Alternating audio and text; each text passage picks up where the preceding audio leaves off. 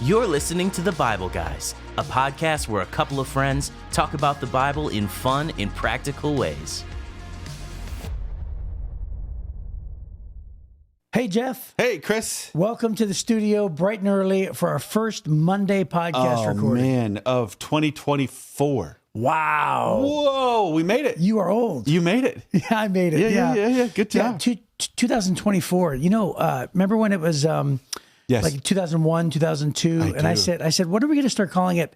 2001. Yeah. And it didn't happen until after 2010, right? Right. Yeah. So now you it's had to get that. 2024. 2024. Yeah. Is that more comfortable for you? It is. As opposed to 2024? To be honest with you, it really, for 10 years, I hated it. You hated it? Okay. It made me mad. Is that what made Chris mad? I'm kidding. That's what made Chris mad these past 2 decades? It did not make me mad. It did not make me mad at all. That's gonna be our new segment. What made Chris mad over the past 2 decades? That's so funny. Yeah. Okay. Well, hey, today we're going to start off with a New Year's resolution. Do you make New Year's resolutions? Not anymore. Not anymore. But you know what? I did for so many years. Yeah, I'm not big on failing either. I'm Yeah. going to set myself up for failure. Yeah. So I don't really do it.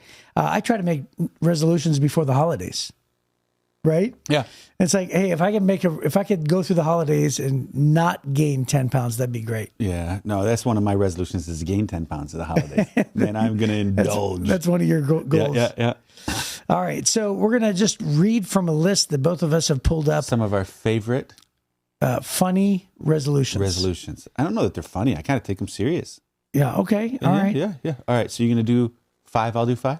Sure. Go Okay. ahead. And by the way, we didn't prepare for this. Okay. So I'm going to make it my resolution to exercise my right to eat more chocolate. Oh, there you go. There you go. All right. This one says for the ladies out there, turn all of your high heel shoes into flats. Okay. Is that what you're going to do? Yeah. Are you going to do that, Chris? Let me see. I promise to practice my listening face during conference calls. That's really good. Act like I'm interested. All right. This one says, do so much yoga that it actually justifies wearing yoga pants 24/7. Oh, no. Okay. I'm going to, this year, one of my resolutions is to master the art of the strategic bathroom break during long meetings. Nice. All right. This is stop daring people to lick frozen flagpoles. That's just smart. Stop daring people to lick frozen. Why? That's like one of the best things about living in the North. Right? Why would you do that? Right. That's funny. Remember Okay. Dumb and Dumber? Remember he started to pull the tongue off? Yeah. It's really good. Okay. Let me see. I had one about Zoom. Remember that one? I just read it to you a minute ago. Yeah. I can't find it now. I'm gonna strive to say no more often, unless it involves dessert. How about this one? Add the phrase, think outside the clocks to your business jargon for no reason. Think outside the clocks. For no reason. Yeah. No reason. That's funny. Okay. I'm this year. I'm going to make a resolution to remember more of my coworkers' names, Yes. or at least the ones that bring snacks. There you go. There you go. This one says, stop telling the same jokes when you meet your friends or just make new friends. Yeah. That's probably the best idea. Yeah, for sure. Make new friends. Make new because, friends. yeah, it's way harder to find New jokes. And remember jokes them. that work. Yeah. and That's remember right. That's them. right. Let me see. I'm going to perfect the art of pretending to listen during Zoom meetings. You already said that. No. The other one was look interested. Oh, those are very those similar. are very similar. Aren't Very they? similar. They're close cousins. Yeah. Okay. All right. Can I retract that one then? Yeah, you go ahead and retract I'm going to retract that. Go one. ahead. Okay, go ahead. You pick another one. All right. It says, stop referring to autumn as pumpkin spice latte season. That's pretty good. Only eat white snow. Yeah, that's a really good resolution. That's actually a good for all of our people resolution. who don't live in snowy areas. You want to make sure that the snow you're eating is only white. Never eat the yellow snow. That's right. That's right. I promise to develop an encyclopedic knowledge of excuses, just in case. Just in case. This one says, check your work email at least once a year. Okay. At least once a year. Any more? Do you have any other ones you have to do? No. I think that's okay. It says only eat McDonald's was when there's an E in the month. Is that every month? Is that what it's doing? E. Yeah. Okay, that's what it's Except saying. January. January doesn't have an E. So that's So an 11 actual months a year? that's an actual real Wow, yeah, resolution. I resolved to do more yoga, even if it's just the lying down and pretending to be a log pose. Oh, I like this one. What did you say? I didn't see. I resolved to do more yoga, even if it's just the lying down and pretending to be a log pose. Was that one yoga move? Yeah. All right. How about this one? We can finish up with this. It says the resolution is to gain enough weight to get on The Biggest Loser. Right? Yep. Gain enough weight. Okay. I'll strive to eat more greens, even if they're just the M&M kind. That's so funny. Even if they're the M&M kind. Yeah. All green, baby. So, hey, there you go. I don't know if our those listeners... seem reasonable. I hope that's helpful. Right? That's as people are thinking today, they're contemplating, gee, how do I want my new year to go? And if you haven't already made a resolution, maybe some of those would be useful. I'd be curious as to find out whether people actually do resolutions and whether they work. Yeah. So, hey, email us in. Send us an email at info@thebibleguys.com and let us know. Yeah, my resolutions usually last till middle of February. Yeah. Yeah, I'm a 6-weeker. That's what most resolutions last. Did you know that? Oh, really? 6 weeks? Yeah. So if you talk to anybody in the industry of health clubs, so January is packed. And the whole health club is like, so all the regulars, they don't even go in January because it's ridiculous. And then by mid-February, it's completely empty. Yeah. Okay. Well, there you go. Which is sad, but it's true. It's just human nature. That's why the health clubs make all their money in January, right? Remember The Office? Kevin says, it's only human natural. Okay. I still have my little cough. Can you believe it? You do. Here we are. All the way into the new year. It's a post-nasal drip is what it is back there. Too much information. Yeah, so it's not in my... Don't care. Not in my chest. Don't care. Yeah. Well, I don't want people thinking I'm walking around being sick. I'm not sick. It's true. It's just this dumb little trickle. It's weird. Okay. Anyways, Luke chapter 16 is where we're at. And this is where Jesus tells the parable of the shrewd manager. Yeah. And I'll be honest with you, this one in my life has always been a little confusing. Yeah. Right? Yeah. There's some vague morality in this one. And it's kind of a weird thing. So hopefully we can unpack that just a little bit. For sure. But it's Luke chapter 16, 1 through 18. Mm-hmm. And Jesus told this story to his disciples. There was a certain rich man who had a manager handling his affairs. One day a report came that the manager was wasting his employer's money. So the employer called him in and said, "What's this I hear about you? Get your report in order because you're going to be fired." The manager thought to himself, now what? My boss has fired me. I don't have the strength to dig ditches and I'm too proud to beg. He's considering his options. At least he's honest about himself, right? Honest assessment. I know how to ensure that I'll have plenty of friends who give me a home when I'm fired. So he invited each person who owed money to his employer to come and discuss the situation. And he asked the first one, "How much do you owe him?" And the man replied, "I owe him 800 gallons of olive oil." So the manager told him, "Take the bill and quickly change it to 400 gallons. "How much do you owe my employer?" he asked the next man. "I owe him 1,000 bushels of wheat," was the reply. "Here," the manager said, "take the bill and change it to 800 bushels. Rich man had to admire the dishonest rascal for being so shrewd. And it is true that the children of this world are more shrewd in dealing with the world around them than are the children of the light. Here's the lesson. Use your worldly resources to benefit others and make friends. And then, when your earthly possessions are gone, they'll welcome you to an eternal home. If you're faithful in little things, you'll be faithful in large ones. But if you're dishonest in little things, you will not be honest with greater responsibilities. And if you're untrustworthy with worldly wealth, who will trust you with the true riches of heaven?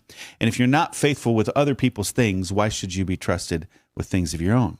No one can serve two masters, for you will hate one and love the other. You'll be devoted to one and despise the other. You cannot serve both God and money." The Pharisees, who dearly loved their money, heard all this and scoffed at him. Then he said to them, "You like to appear righteous in public, but God knows your hearts. What this world honors is detestable in the sight of God. Until John the Baptist, the law of Moses and the messages of the prophets were your guides. But now the good news of the kingdom of God is preached, and everyone is eager to get in. But that doesn't mean that the law has lost its force. It's easier for heaven and earth to disappear than for the smallest point of God's law to be overturned. For example, a man who divorces his wife and marries someone else commits adultery, and anyone who marries a woman divorced from her husband commits adultery." Wow, that's the example he closes out with. Yeah, well, okay. Yeah. This whole thing, man, it can be really difficult to track. Yeah, he says, for example, it is easier for heaven and earth to disappear than for the smallest point of God to be overturned. In the King James, it says jot or tittle. Remember? Yeah, the yeah. little punctuation little elements. Punctuation in Hebrew. elements. Yeah, yeah. Yep. Jot or Greek and tittle. Hebrew. Yeah. So, wow. So there's a lot in here, and so I'd like to Let's jump into the story part of it first. Yeah, for and sure. Unpack that. Well, I want to read. Let's just read the note here that says this. Our use of money is a good test of the lordship of Christ. Money belongs to God, not to us. Let us use our resources wisely. Money can be used for good or evil. Let us use ours for good. Money has a lot of power. Let us use it carefully and thoughtfully. We must use our material goods in a way that will foster faith and obedience. So that really doesn't help us in terms of the actual specifics of it. No. But it's definitely probably one of the main points of the story, right? Yeah. And so I do think that when he talks about if you're honest with the little things, God will reward you with and he says you won't be honest with the big things, right?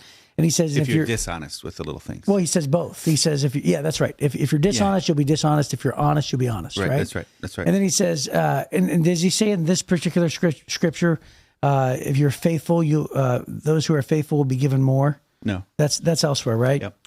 So he goes straight from there into you shouldn't serve two masters. Yeah. So I definitely think that he's talking about a relatable thing that probably that people are familiar with. People are probably familiar with people running people's affairs, right? Mm-hmm. Now, you and I, we don't live necessarily at a CEO level where where you own businesses, right, and you hire Joe I don't have Schmo. anybody that owes me 800 gallons of olive oil. Well, and not only that, but I would imagine that the only way that this guy, here's my point, the only way this guy can change it from 1,000 to 800 is because his master has no clue how much is owed. That's my point. Right, yeah. We don't live in that world. Right. But I bet you it was a lot more common back then. Yeah. I bet you it was a lot more common for anybody who had wealth to hire people to manage their affairs because Jesus talked about that so much, didn't he? Yeah. He talked about remember the parable of the talents? There's the rich man, and he gives to a couple of his servants to go and invest and make more. Yeah, and I almost wonder if it was just understood because there probably wasn't a middle class back then. No. So it was either you were sort of in the poor class, or you just knew everything about and you were enthralled with the. You were the rich guy, or the guys who worked for the rich guy. Those were the only two groups. Yeah. That's probably very true. Yeah. So in this, the guy gets caught because he's being lazy and he's wasting his boss's money. Yep. Right. And so that's the story that Jesus starts to tell. And then when the guy finds out he's going to get fired, he immediately starts to try to think, how do I leverage my relationships in order to make sure I have a job? Because the funniest phrase in there is when he says, I don't have the strength to dig and I'm too proud to beg. Right. So I'm too weak to dig ditches and I'm too proud to beg. And so he goes, how do I make sure that I have plans in the future? And he leveraged the relationships that he had in these things. Now, he goes to collections. Mm-hmm. These aren't, in my mind, what I'm thinking is that these are accounts that haven't been collected at all. And there is no hope that there's going to be a collection, right? That's what it seems like, because his boss doesn't know about these things either. And so this is kind of one of those collections calls things. Hey, how much do you actually owe my boss? 1,000. All right, make it 800. How much do you owe my boss? I owe him 800. Okay, make it 400. And what he's doing is he's shoring up the loyalty of these people. He's bailing them out. Right. Because he has the authority to do so. Jesus is not saying that what this guy did was dishonest. Right. And that's the confusing part. Right. The confusing part is the morality that sometimes, well, I would say almost always, when Jesus says like the kingdom of heaven is like, then usually it's like, the only thing really honestly that he's ever said, the kingdom of heaven is like where I go, really? Is remember the guy who knocks and he says, get up and give me a loaf of bread. And the guy says, don't bother me. Yeah. And he goes, but because of his audacity, he gets up and he knocks. Asking, and then I read that and think, really? Is the kingdom of heaven like that? Because that's what you just said. Keep knocking on the door. Yeah. Right. Don't give up in prayer. That's what he's saying. Yeah, that's what he's saying. Be fervent in your prayer. So in this one, Jesus is not saying that when the guy cuts the bill, that's dishonest. Yeah. Well, he has the authority to do it. Yeah, but he also didn't say this is the way that the Heavenly Father works either. No, he's just giving an example, I think, of how shrewd people can be in little things and then in big things. Yeah. So he's trying to, he's not saying the kingdom of heaven is like this. That's right. Right. So what he's trying to teach is take advantage of and leverage your relationships, leverage your financial opportunities, be smart. And because he says, it is true in verse 8, it is true that the children of this world are more shrewd in dealing with the world around them than are the children of light. So Jesus' point is to say, hey, there's a lot you can learn from how the business world works. You guys are so heavenly minded, but you have no idea how real business works. That's the point he's making. So this guy is not being dishonest. He has the authority to collect something when his boss was getting nothing. But what he did is he did it at exactly the right time that preserved his career, because he's going to be able to get a job from one of these other guys. Right. That's what he did. And so what Jesus is saying is this guy's thinking 3 steps ahead. And you guys, he's talking to simple fishermen. I mean, he's only got maybe two real businessmen. He's got Peter's a businessman. Matthew's a businessman. Right. He's got some young guys. These are everybody is under 40 except for Peter, right? They're under 30 except for Peter and Jesus. They're all young guys. And Jesus is saying, listen, there's some wisdom in the world on how to do business that you guys just seem ignorant of. And so I think he's inviting them to learn how to do good business while they're doing good ministry. I think he's inviting them not for their own benefit, because then he goes on and he talks about use your worldly resources to benefit others and make friends. Yeah. Right. And so he's not saying take advantage of your ministry in order to get richer. He's saying learn how to do business in a way that will benefit the people around you. You know what's so funny about this story is it's almost like he's trying to take somebody who does something wrong, and he says, but at least what he did well in that story was manage his relationships. Yeah. I think what I'm saying is I don't think he did anything wrong. I think he had the authority to collect. Yeah. And so collect what he could. Yeah, but fine. But he did something dishonest, because he calls it dishonest. He says in verse number 8, the rich man had to admire the dishonest rascal for being so shrewd. And it's kind of like if you watch any lawyer show. But it might have been because he was mishandling the affairs, might be why he was dishonest at the very beginning. Oh, yeah. Right. So he was mishandling the affairs, he's going to get fired over it. And then in the moment of knowing he's going to get fired, he goes and collects bills. So the collecting of the bills wasn't dishonest. It was the fact that he was dishonest as a manager. So the dishonest servant can refer to the reason why he was going to get fired. He mismanaged the boss's money. But Jesus is not saying that this behavior here of only collecting 400 instead of 800 gallons, that's not dishonest. It seems like that's within his purview. Is what I'm saying, right? So Jesus is not endorsing dishonesty here. Right. Jesus is endorsing the shrewdness of going, okay, look at all my options. I'm about to lose my job. What are my options? Oh, let me shore up some friendships over here by doing a win-win for everybody. My boss is going to get at least 400 gallons out of it, and I'm going to have a fan. Right. When I need to go apply for a new job. Yeah, and I do love how, like, for instance, here's how when I read this, here's what I've always thought of. I've always thought of, like, God, for some reason, placed me in a bunch of sales jobs, right? Mm-hmm. So I have sold Techmatic adjustable beds. Oh, nice. So I actually had to call people with telemarketing and qualify them. So, but it was actually dishonest, so I had to quit. Because, like, I actually wouldn't send a sales rep to their house if I was able to assess that they didn't have enough money. So these poor old people just wanted a price. They mailed in a postcard back then. And I would say, oh, you're on a farm. And then I have to say something like, my uncle's on a farm. So let me assess. Is it a cow farm? What is it? What kind of farm is it? Right. Yeah. So if I felt like I had enough money, I would send a salesman to their house. But anyway, I had to quit. But then I did well in sales when I believed in the product. Right. So when I believed in the product, man, I just made a ton of money. And I sold car washes. I sold Discover cards on the phone. I sold BP cards on the phone. I sold Techmatic adjustable bed companies. I've sold long distance.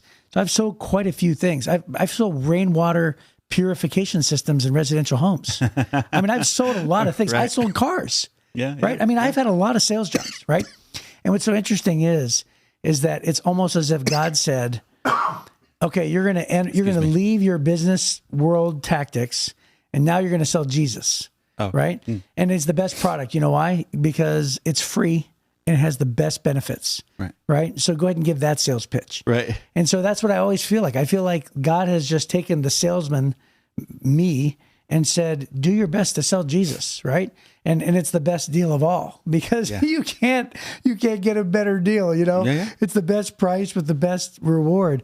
So I honestly feel like part of that is hidden inside this parable, because he says, hey, take your tactics, take your wisdom, take your ability That's to exactly what I think he's saying. And use it for the kingdom.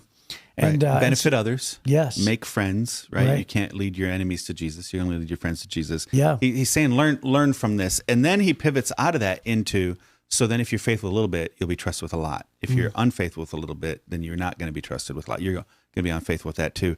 And I think that that's very consistent with what Jesus was trying to get across there. And then no one can serve two masters. So he pivots, because, you know, how he ended that, he said, use your worldly resources to benefit others and make friends. Then when your earthly possessions are gone, they'll welcome you to an eternal home, right? So he's reminding them, hey, do everything you can with the worldly possessions and worldly opportunities that are in front of you, but ultimately they all disappear. They're all going to be gone. It's only about eternity. Then he talks about being faithful or unfaithful. And then he says, no one can serve two masters. And then he hits those Pharisees right between the eyes again, because it said they love their money. They dearly loved their money. And he said, you cannot serve both God and money. So money is a strong God.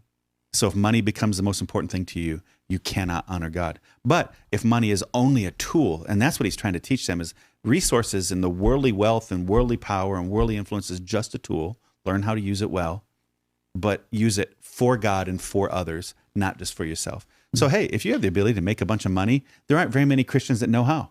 So go make a bunch of money, but use it for the kingdom. Right. That's what he's trying to say here is leverage all of your worldly opportunities and don't feel bad about it. Just be faithful in it. That's the thing. And faithfulness is God first, me second. Right. Yeah, that's great. And I think that, I think that's probably a good place to wrap up. Is there any other thing that we didn't cover here? Because he talks about divorce, but I don't think we want to jump into that. Yeah, all he was saying is that no laws are changing. That's right. That's all he was saying. And he's already covered that before. Yeah. So I would just say that's a really good lesson for all of us. And I would just say for the listeners out there who, like you and I live in church world, right? Yeah. So all the time. But for the listeners out there that seem to say, hey, man, how do I bring faith into my business dealings, my lifestyle, my world of business? I would say this is a great challenge. So for the beginning of 2024, this is the first one of 2024, take advantage of the opportunities that God has in front of you. But just make 2024 be the year that it's all about God and others and not just for yourself. Right? Yeah, that's really what I think Jesus is trying to drive home here. Yeah, that's great. All right, well, that's our time. So we will see you next time on The Bible Guys.